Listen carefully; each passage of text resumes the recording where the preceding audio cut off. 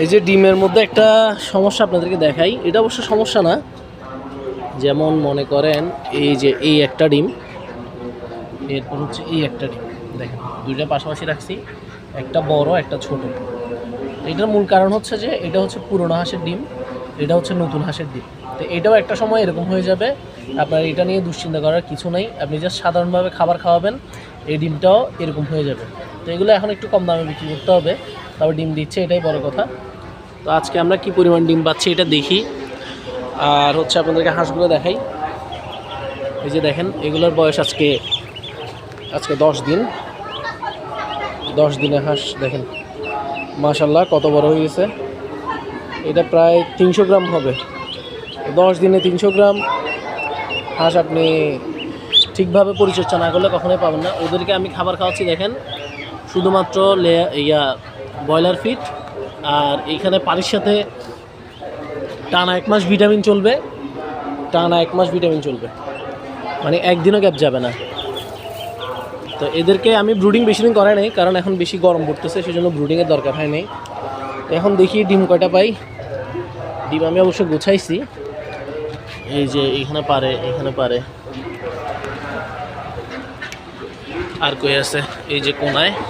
এই যে ওরা ডিম ঢেকে দেয়, এত কষ্ট করে বেচারা ডিম পারছে, কেউ যদি নিয়ে যায় সেজন্য ঢেকে রাখে আর কি, আর নাই। তো দেখি কয়টা পাই। 1 2 3 4 5। আপনাদেরকে গণনা দেখাই, বোরিং করব না, আমি গণে ফেলি পজ দিয়ে। আমাদের গণনা করা শেষ, ডিম পাইলাম 71টা। তো এইগুলো আজকে বাজারে নিয়ে যাব, কোন বাজারে নিয়ে যাব সেটা আপনাদেরকে দেখাবো।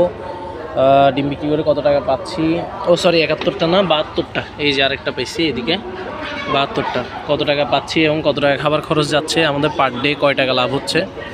আপনি আসলে যদি চাকরির সাথে হিসাব করতে যান, তাহলে এখন আমার যে পরিমাণ ইনকাম হয় এটা আপনাদের মানে গায়ে লাগার মতো না। এখন আমার হয়তো একদিনে 100 টাকা 70 টাকা 80 টাকা লাভ হয়। তো এটা আরও বাড়বে,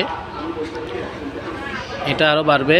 আর এখন যেহেতু এখন লাভ কম হওয়ার লাভ বেশিই হয়, কারণ হচ্ছে আমি এগুলো ডিমগুলো বিক্রি করে যেই লাভগুলো বেশি হয় ওগুলো আবার এরা খেয়ে ফেলে।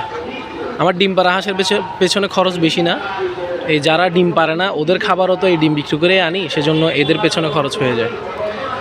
তো এখন মোটামুটি যা লাভ হয় ওগুলো আবার এদের পেছনে ইনভেস্ট করে ফেলি। এদের পেছনে ইনভেস্ট করার পরও আমার পার ডে 100 150 অথবা 70 80, কোনো দিন 70 টাকা, কোনো দিন 80 টাকা, কোনো দিন 100 150 টাকা পর্যন্ত থাকে। তো আমরা এখন এগুলো ঝুড়িতে ঢুকে ফেলবো। এখানে আবার ডিম 2 ভাগ করবো, যেগুলো আছে বেশি ছোটো ওগুলো আলাদা করে ফেলতে হবে, ওগুলো ডিম ফুটাইতে পারবে না।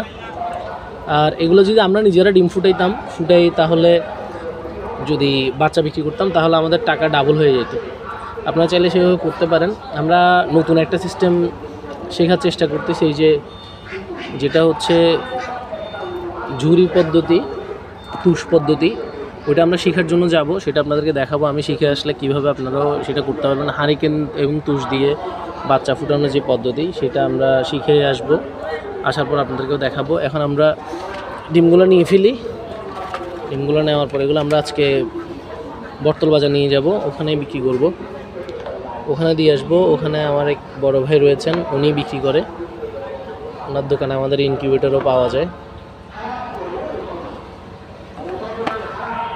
আচ্ছা, আমি ডিমগুলো গুছাই ফেলি।